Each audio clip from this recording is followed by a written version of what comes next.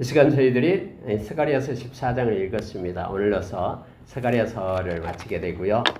내일 새벽에는 말라기서 마지막 권 말라기서로 들어가도록 하겠고요. 말라기서가 4장까지밖에 없어서요. 곧 끝나고 이제 6차 아마 수련회 마치고 6차로 들어가도록 하겠습니다. 여러분 오늘 14장은 마지막 때를 나타내주고 있으면서요. 하나님께서는 하나님의 백성을 마지막에 그렇게 붙드시고 보존하시고 또 하나님의 백성을 인도하신다라는 걸 알게 합니다. 근데 여러분 마지막 때 되면 그러면 하나님의 백성들은 고난이 없는가? 그렇지 않다라는 것을 오늘 말씀은 우리에게 가르쳐 줍니다. 그럼에도 불구하고 고난의 때가 있지만 하나님께서는 하나님의 백성을 보존하기 때문에 하나님의 방법으로 하나님이 지키시고 인도하시기 때문에 우리는 이것 때문에 염려하거나 걱정할 필요 없습니다. 오늘 말씀을 우리가 찬양을 했듯이 우리 주님 오실 때 마지막 때에 심판의 때에 여호와의 날에 어떠한 일이 있는가를 오늘 말씀을 통해서 잠깐 조명하고요. 기도하는 시간 갖겠습니다. 여러분 14장 1절을 보니까 여호와의 날이 이르리라. 그날에 내 재물이 약탈되어 내 가운데에서 나누이리라 하면서 여호와의 날 마지막 때가 될 때예요. 예를 들어서 내가 가지고 있는 어떤 재물들이 누군가에 의해서 약탈을 당하게 되고 또 그것이 뺏기는 때가 온다라고 얘기합니다. 근데 그것을 또 우리가 보는 눈앞에서 누군가에 의해서 또 나누어서 갖게 되는 그런 때가 있다라고 말합니다. 그래서 마지막 때는 이 재물은요, 또 우리에게 있다가도 없고 없다가도 있는 것입니다. 하루하루 하나님이 우리에게 먹을 걸 주심에 감사하고 자족하는 마음으로 우리는 나가면 됩니다. 하나님은 절대 우리 주님께서 약속하셨던 대로 디모데전서 6장 5절 이하에서 이 땅에 살아갈 동안에 우리 주님께서는 우리의 필요를 채우시고 그러므로 인하여 자족하는 마음을 가지고 살 것을 우리에게 요청해 주고 있죠. 그래서 우리 하나님을 의지하고 우리가 이 땅에 올 때 아무것도 가지고 오지 않았고 갈 때도 가지고 가지 않지만 이 세상에 있을 동안의 필요를 우리 주님께서 채우시고 인도하심을 우리가 기억하기를 원합니다. 어디서 그렇죠? 예. 그런데 여러분 마지막 때에는 우리가 요한계시록에 보면은요. 하나님께서 이런저런 그 일들을 역사하시는데 오늘 특히 이 스가랴서 14장과 요한계시록에 나와 특히 16장에 나와 있는 말씀과 서로 이렇게 대조하면서 말씀을 잠깐 깊게 묵상하도록 그렇게 할게요. 자, 2절에 보니까 내가 하나님이요 이방 나라들을 모아 예루살렘과 싸우게 하리니 성읍이 함락되며 가옥이 약탈되며 부녀가 욕을 당하며 성읍 백성이 절반이나 사로잡혀 가거니와 남은 백성은 성읍에서 끊어지지 아니하리라. 이렇게 말씀해요. 하나님께서 허락을 하신다라는 거예요. 마지막 때 많은 이들이 연합해가지고 예루살렘 하나님의 백성이 있는 곳 처소를 향하여 돌진해서 옵니다. 싸움을 걸어서 와요. 그런데 심지어 하나님의 백성들이 패하고요. 보니까 여러 가지 힘들고 어려움을 당하게 된다고 말합니다. 사로잡혀 가기도 하고요. 이러한 일들이 있다라는 것을 성경은 말합니다. 그러나 남은 백성은 성읍에서 끊어지지 아니하리라 해서 이 남은 백성에 대해서 말하고 있습니다. 이걸 영적으로 보자면 마지막 때 하나님께서는 당신의 백성을 향하여 부르시죠. 내게로 오라라고 말씀을 가지고 하나님께로 돌아오라라고 말하는데 하나님의 백성들이 이걸 거부해요. 그래서 결국은 북이스라엘도 멸망을 당했고요. 남유다도 멸망을 당합니다. 근데 역시 마지막 때도요. 하나님께서 부르심에 응답하지 않는 이들, 하나님께서 이제는 예수 그리스도를 통해서 그를 믿는 자에게 구원을 주시겠다라고 하나님이 약속하시면서 부르신데 이걸 거부하고 나가는 이들은 결국은 멸망을 당해요. 그렇지만은 돌이켜 회개하고 하나님께로 돌아오는 이들, 그들은 하나님이 보존하시고 이끄심을 성경은 말해줍니다. 어떤 식으로 하나님께서 이끄시고 보존하신가를 성경은 이렇게 3절 이하에서 말해줘 보세요. 그때에 바로 그런 전쟁이 일어나고 많은 사람들이, 여러분 요한계시록 16장에도 역시 이 아마겟돈 전쟁이 막 일어나잖아요. 막 그 악한 영들이 세상에 모는 구랑들을 다 모아가지고 예루살렘을 향하여 막 진격해오는 장면이 나오고 있죠. 16장 이하에 쭉 그렇게 나오고 있습니다. 19장에도 나오고요. 근데 여러분 여기서 보세요. 3절에 보니 그때의 여호와께서 나가사, 그때 여러분 하나님께서 이제는 일하시기 시작한다라는 거예요. 하나님이 직접 나가서 요한계시록에도 백마를 탄 우리 주님께서 나가죠. 미가엘 그 천사장들과 함께 나가서 싸움을 합니다. 근데요, 여기서 그때의 하나님이 나가서 이방 나라들을 치시되 이방의 전쟁 날에 싸운 것 같이 하시리라. 이왕의 전쟁 날에 싸운 것 같이 하시리라 하면서 마치 전쟁을 벌리는 것처럼 하나님이 나가서 싸우신다고 말합니다. 자, 어떻게 싸운 거 보세요. 그날의 4절입니다. 그의 발이 예루살렘 앞 곧 동쪽 감람산에 서실 것이요. 하나님이 서요. 근데 그 감람산 동쪽에 선다라고 말합니다. 감람산은 그 한가운데가 동서로 갈려져 매우 큰 골짜기가 되어서 산 절반은 북으로 절반은 남으로 옮기고 이 감람산이 순식간에 갈라지게 돼요.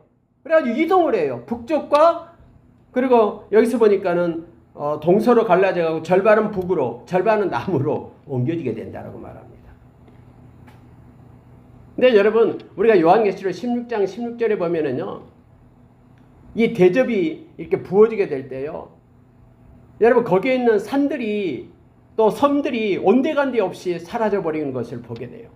많은 지각 변동이 있고 그때 또 지진이 막 일어난다라고 성경에 나오거든요. 여기도 마찬가지로 지진이 일어난다라고 말하고 있습니다.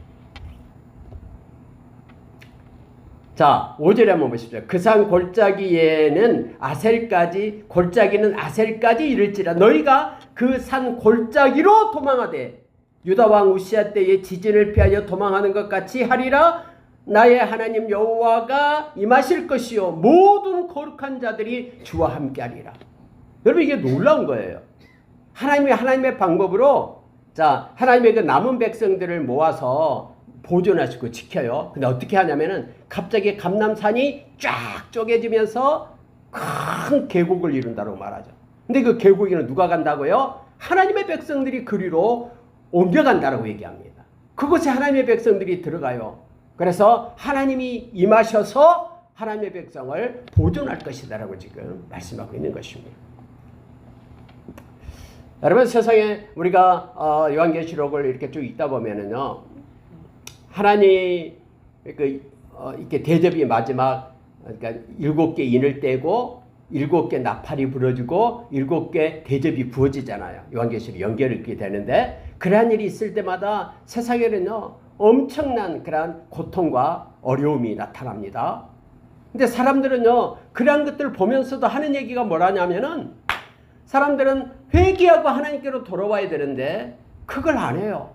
그러면서 오히려 하나님을 향하여 더 원망하고 불평하고 하나님을 향하여 욕하고 한다라고 말하고 있죠.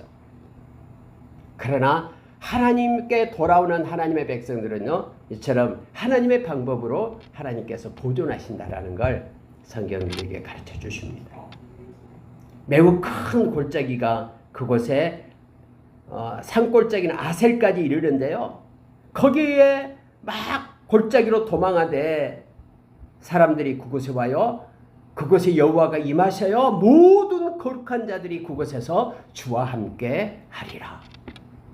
여러분 이것은 지금 마지막 때를 향하여 스가랴 선지자를 통해서 예언해주고 이 말씀을 읽고 있는 저와 여러분으로 하여금 하나님은 하나님의 백성을 끝까지 보존하시고 이끄신다라는 걸 가르쳐줍니다.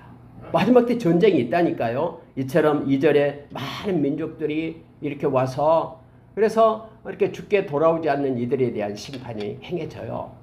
그러나 남은 자들, 토끼로 돌아오는 그들에게는 하나님께서 친히 그렇게 임재하시고 보존하심을 말하고 있습니다.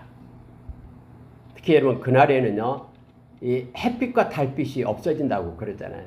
요한계시록에서요. 근데 낯이에요. 하나님이 빛이 돼요. 우리 주님이 등불이 돼요.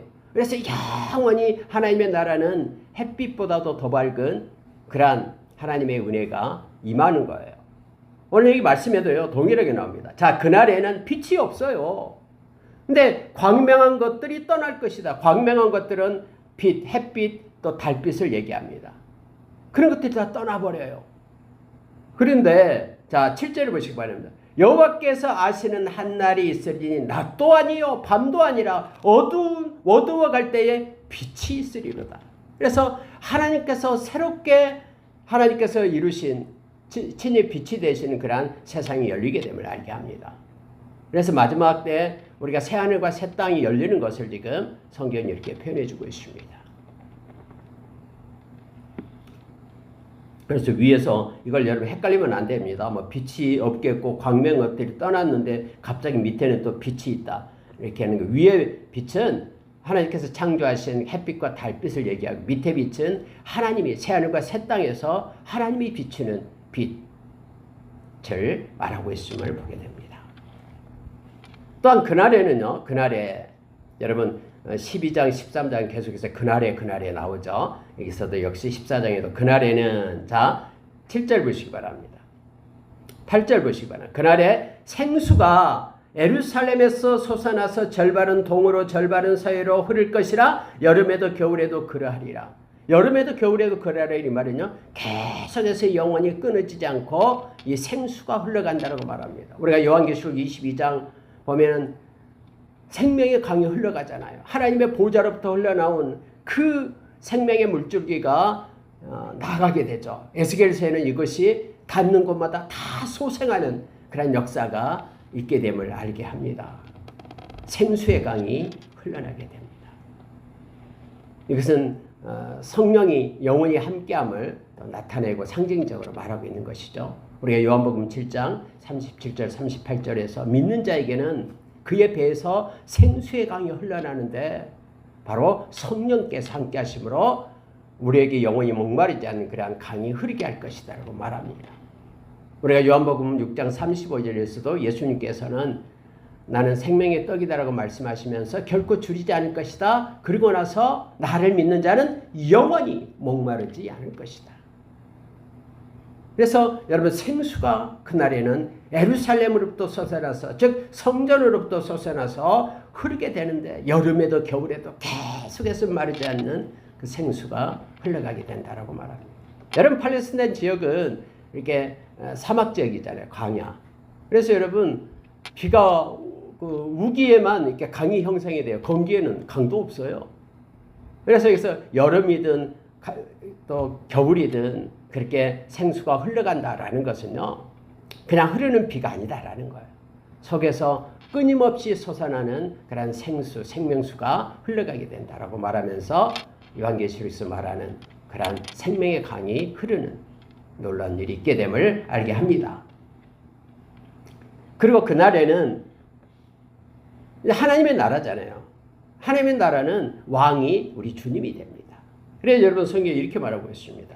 자, 9절이에요. 여호와께서 천하의 왕이 되시리니 그날에는 여호와께서 홀로 한 분이실 것이요 그의 이름이 홀로 하나이실 것이라. 그래서 오직 한 분 되신 하나님이 왕이 되어서 통치하는 예수 그리스도 성부 성자 성령의 하나님 한 분이에요. 성부 성자 삼위일체의 하나님께서 통치하시는 하나님의 나라. 내가 왕이다라고 주님이 말씀했듯이 그 나라가 펼쳐지게 됨을 스가랴 선지자는 우리에게 가르쳐줍니다. 예수님이 오시기 전 약 500년 전에 이 말씀을 예언하고 또 예수님이 오셔서 우리에게 이 세상에 왕으로 오셨고 저와 여러분이 그의 백성이 되며 영원한 왕 되신 우리 주님을 스가랴는 말하고 있습니다. 10절 보시기 바랍니다. 온 땅이 아라바 같이 되되 게바에서 예루살렘 남쪽 림몬까지 이를 것이며 예루살렘이 높이 들려 그 본처에 있으리니 베냐민 문에서부터 천문 자리와 성 모퉁이 문까지 또 하나넬 망대에서부터 왕의 포도주 짜는 곳까지라 사람이 그 가운데 살며 다시는 저주가 있지 아니하리니 예루살렘이 평안히 서리로다 해서 평강이 이제는 임하고 평강의 왕이시 우리 주님이 통치하는 아름다운 나라가 있게 됨을 이렇게 표현해주고 있음을 보게 됩니다. 그런데 여러분, 하나님의 백성에게는 이러한 놀라운 일, 아까 남은 자에게는 이러한 놀라운 일이 있게 돼요. 반면에 우리가 마태복음 25장 세 번째 비유에서 우리 주님이 왕으로 오신다고 했잖아요. 왕으로 오시면은 심판주로 오시는 거예요. 그래서 오른쪽과 왼쪽에 사람을 세워서 구분을 하시죠. 오른쪽에는 예비된 하나님의 나라에 들어갈 자, 오늘 축복받은 자들 지금 말하는. 그러나 왼쪽에 있는 그들은 영원한 영벌 가운데 거하게 되는 심판이 있게 되죠. 그래서 이 왼쪽 영벌 가운데 있는 하나님께로 돌아오지 않고 예수를 믿지 않는 그들에게 주어지는 그러한 저주란 심판에 대한 내용이 이제 12절 이하에서 나옵니다. 한번 보세요. 예루살렘을 친 모든 백성에게 이거예요. 하나님의 백성을 치고 하나님의 백성을 점령했고 그리고 못살게 굴었던 그 모든 사람에게 여호와께서 내리시는 재앙은 이러하니, 이 표현이 참 무서워요. 어떠냐면요, 곧 섰을 때에 그들의 살이 썩고 눈동자가 눈구멍 속에서 썩는다라고 얘기합니다. 근데 그들의 혀가 입속에서 썩어버려요. 그래서 여러분, 이 말랑한 이 혀가 입속에 썩어버리면 말을 못하겠죠. 눈이 썩어버리면 보지 못하겠죠. 살이 썩어 내린다라고 그렇게 성경은 표현해주고 있습니다. 물론 이거 상징적으로 표현한 것이겠죠. 그래서 그들의 모든 감각들이 소멸되고 그들에게 저주가 임하는데 이런 혹독한 저주가 있음을 성경은 말해주고 있습니다. 요한계시록 16장에서도요. 그 대접이 부어질 때마다 그 짐승의 표를 받은 그들이요. 얼마나 고통스러워하며 괴로워하는지 성경은 나타나요. 표현해주고 있습니다. 악을 치르면서 그 고통 가운데 있게 된다고 말합니다. 그런 고통을 표현할 때 이처럼 눈동자가 썩어버리고 혀가 썩어버리는, 또 살이 썩어서 흘러내리는 그런 모습으로 표현해주고 있는, 이 혹독한 고통, 아무 감각을 잃어버릴 만큼 그런 어렵고 힘든 고통을 표현할 때 이런 표현을 써서 문학적 기법으로 나타내고 있는 거예요. 13절 보시기 바랍니다. 그날에 여호와께서 그들을 크게 요란하게 하시리니, 하나님께서 친히 그렇게 심판하신다고 말하는 거예요. 크게 요란하게 하신다고 말합니다. 피차 손으로 붙잡으며 피차 손을 들어 칠 것이며 서로 못 믿고 서로 칼로 치고 서로 분쟁한다고 말합니다. 우리가 여러분 구약을 읽다 보면은 적군들이 행하는, 악한 자들이 행하는, 멸망당하는 그런 방법 중에 하나잖아요. 하나님께서요. 서로를 갖다 그렇게 적으로 삼고 치게끔 그렇게 하나님이 하신다고 말합니다.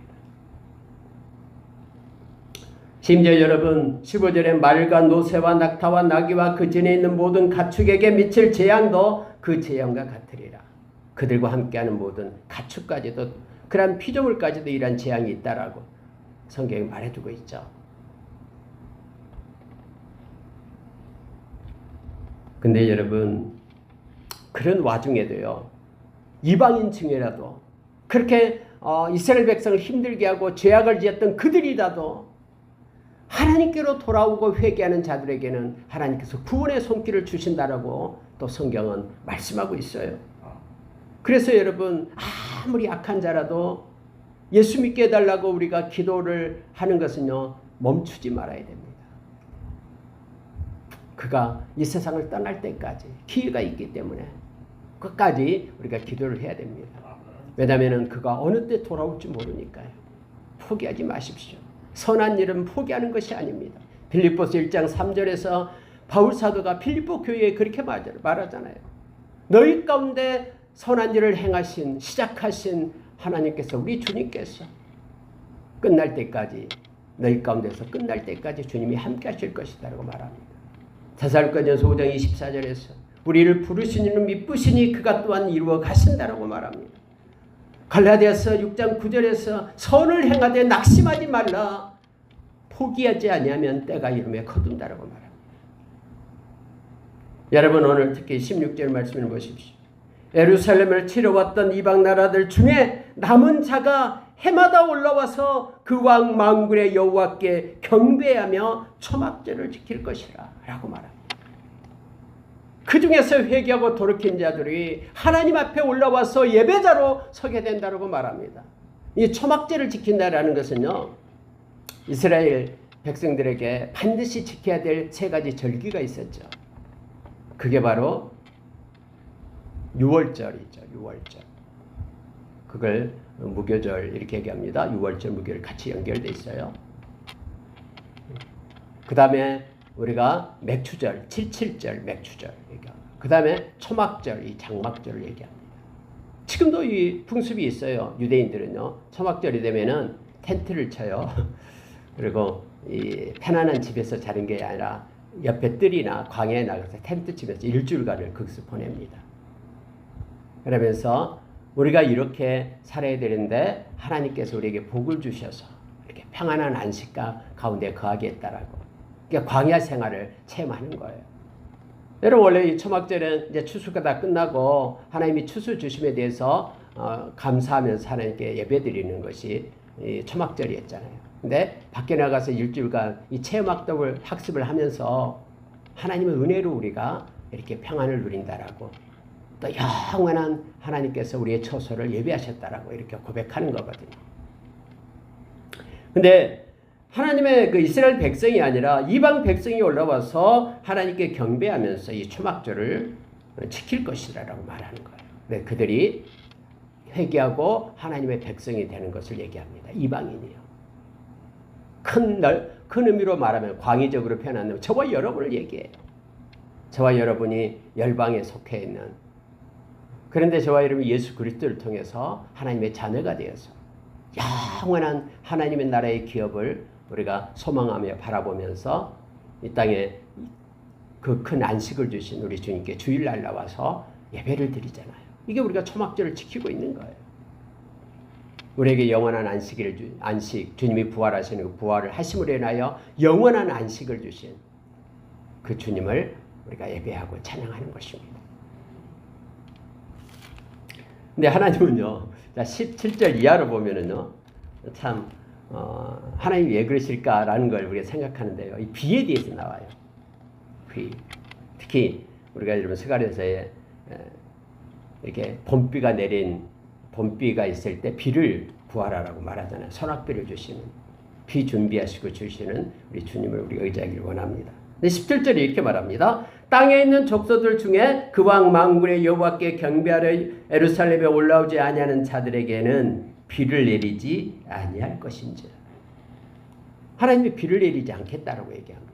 여러분 그때는 농경사이잖아요. 비가 내리지 않으면은 먹을 게 없는 거예요.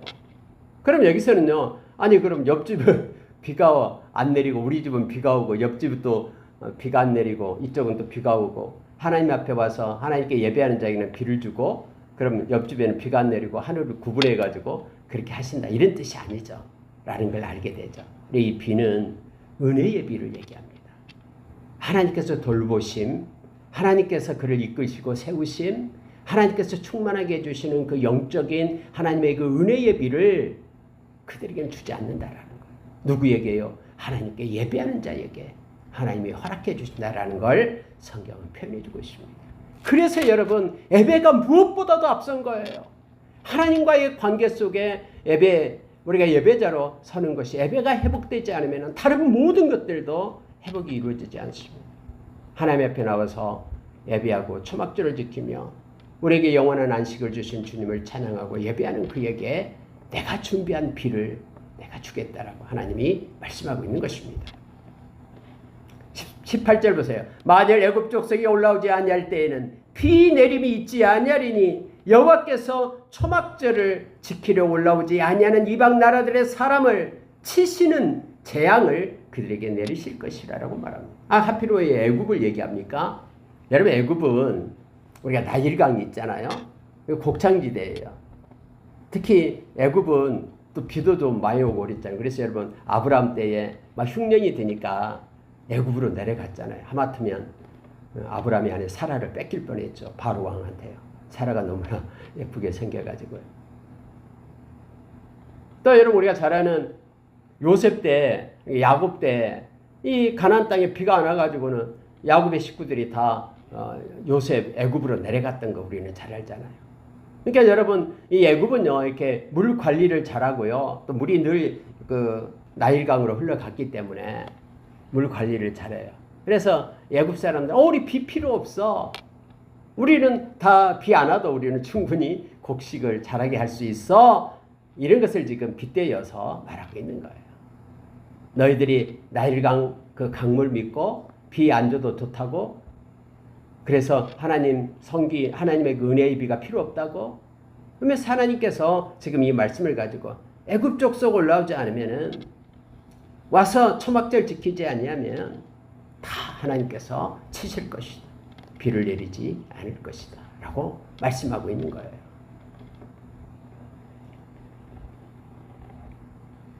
19절 보시기 바랍니다. 애굽 사람이나 이방 나라 사람이나 초막절을 지키러 올라오지 아니하는 자가 받을 벌이 그러하니라. 라고 말하면서 초막절을 지킨다라는 것은 하나님께 예배자로 서는 것, 영원한 예수 믿고 영원한 안식을 주신 하나님을 찬양하고 경배하는 일을 그걸 버리는 자에게 하나님께서 은혜의 비를 주지 않겠다라고 말씀하고 있습니다. 실제적으로 여러분 이 초막절을 얘기하면 애굽의 종살이에서 벗어나서 약속의 땅으로 와서 새로운 삶을 살게 된 것을 하나님께 감사하며 나가는 그런 의미가 있죠. 예수 안에서 이제는 새로운 삶을 산다라는 거예요. 그래서 열방에 있는 모든 사람들이 예수 안에서 성령으로 거듭나서 새로운 하나님의 사람으로 그러한 삶을 거듭난 삶을 살아가는 자들에게만 하나님의 은혜의 비를 주신다라고 말씀하고 있는 거예요.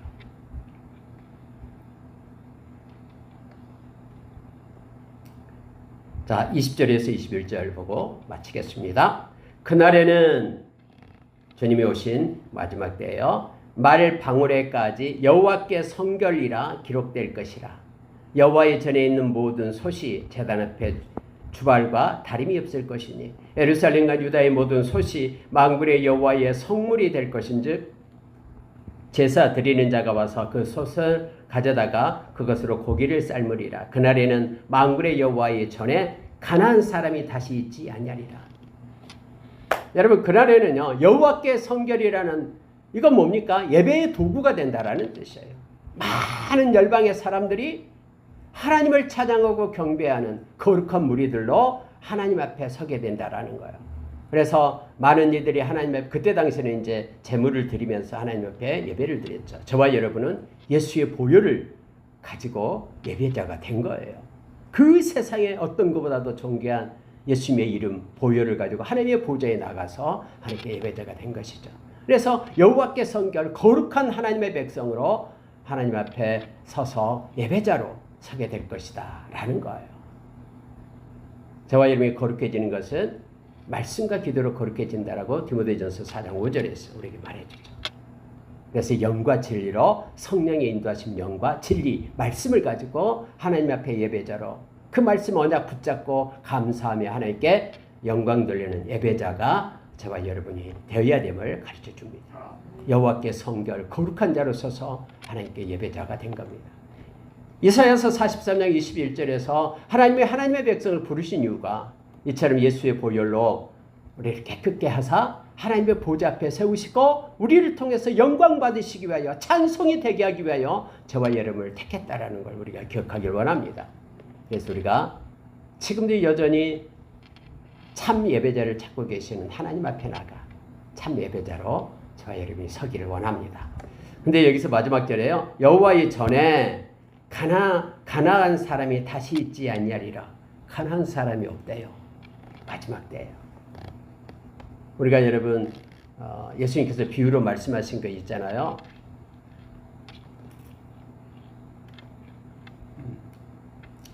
아들의 혼인잔치에 다 초청을 했는데 사람이 안 와요. 그래서 들로 가서 산으로 가서 만나는 사람마다 청하여 강권에서 오게 해라. 그래서 가득 채웠어요. 근데 그 중에 예복을 입지 않는 자가 있었어요. 그래서 주인이 가서 너 왜 예복 입지 않았냐? 유구무원이다고 했죠. 이분이 있을 때 할 말이 없는 거예요. 왜요? 예복을 하나님이 주셨거든요. 그 주인이 줬거든요. 여기는 예복을 입고 들어와라라고. 근데 싫다라고 예복을 버리고 안 입고 온 거예요. 저와 여러분을 구원하기 위하여 예수님께서 하나님께서 당신의 아들 십자가에 놓고 그 보혈을 우리의 죄를 사하고 오라고 예수님을 십자가에 놓으시고 보혈의 은혜를 입히셨어요. 근데 보혈 필요 없다라고, 예수님의 십자가 필요 없다라고. 그는요 손발을 묶여서 내쫓음을 당했다라고 말하죠. 영원히 이를 갈며 애통의 자리에 서게 되는 거예요. 그런 예복을 입지 않고 왔기 때문에 쫓김을 받았습니다. 왜냐하면 이미 하나님이 그 주인이 주신 거예요. 그 자리에는요. 그래서 그 혼인잔치 그 자리에 영원한 그러한 그 하나님을 만나고 영원한 하나님의 나라에는요 예복을 입지 않는 자들이 없어요. 우리가 요한계시록 7장과 14장에 보면은 거룩한 세마포 옷을 입은 거룩한 무리들이 우리 주님을 찬양하고 어린 양을 따라서 그러한 생명수샘으로 그렇게 따라가는 내용이 나오잖아요. 그래서 요한계시록 22장에는 어린 양의 피에 이 두루마기 얼룩진 이 제투성인 이것을 피에 빠는 자는 복이 있다라고 말하죠. 왜요? 거룩한 예복이 예수님의 보혈로 깨끗하게 되기 때문에 하나님의 나라에 들어갈 수 있는 복을 얻기 때문에 그렇습니다. 오늘 여러분 여기에 여호와의 전에 가난한 사람이 다시 있지 않은 이 가난한 사람이 뭐냐면은 죄를 가진 타락한 인간을 나타낼 때 가난한 사람이라고 표현하는 거예요. 하나님의 백성이 가나안 땅에 들어갈 때에 가나안 백성들이 하나님 백성을 미혹하잖아요. 너희들 농사 지을지 모르지? 농사는 이렇게 하는 거야 하면서 이 비신한테 빌어야 되고 풍요의 신한 바알 신한테 빌어야 되고, 그래서 막 그 성전에 그 악한 그 문화들 있잖아요. 막 그 음란한 문화들 막 그렇게 해야지만이 뭐 비가 뭐 흥분해가지고 비가 많이 와서 열매를 맺고 막 이런 거예요. 그러면 너희들 아무것도 모르니까 배워라 하는 이 가난한 사람들이에요. 하나님의 성기는 그것의 마지막 때는요 이 가난한 사람이 다시 있지 않습니다. 이 죄인이 의인의 해중에 들지 못하는 거예요. 오직 하나님의 백성들만, 하나님께 예배자들만 모이게 됨을 성경은 이렇게 표현해주고 있습니다. 가난한 사람은 도덕적, 영적으로 부패하고 타락한 자들을 가리키는 말입니다. 그들은 엄격하게 하나님의 나라에서 배제됨을 성경 우리에게 말해주죠. 요한계시록 21장 8절에서 그렇게 가르쳐주죠. 22장에서도 여전히 가르쳐줍니다. 말씀 마치겠습니다. 여러분 스가랴 선지자는 마지막 그 하나님의 나라에 대해서 또 우리 주님 오시는 여호와의 심판의 날에 대해서 우리가 보상의 날에 대해서 우리에게 가르쳐줍니다. 마태복음 24장과 함께 이 스가랴서 14장을 우리가 읽으면서 우리를 구원해 주신 주님께 감사드리고요. 또 마지막 때에 여러분 삶 가운데 어려움이 있다 해도 여러분 금거든 아름다운 기업을 가진 하나님의 백성임에 기뻐하며 하나님께 예배자로 끝까지 서기를 예수의 이름으로 축원합니다. 우리는 절대 망하지 않습니다.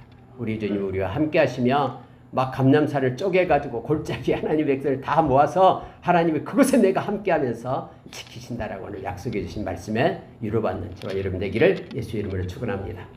함께 기도하겠습니다.